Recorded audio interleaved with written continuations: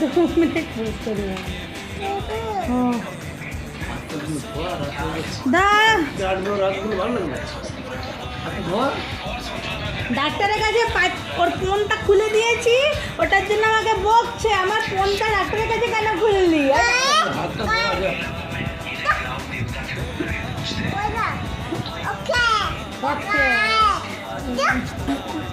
কেমন করে খুলে দিলে তোর প্যান্টটা? কে করলো? ও আমাকে বলছে তুই আমার প্যান্ট ডাক্তারের কাছে কেন খুলেছিস? ডাক্তার বলে দিল খুলতে। ওর অ্যাসোসিয়েট হয়েছে। ওই দাবিগুলো দেবি না।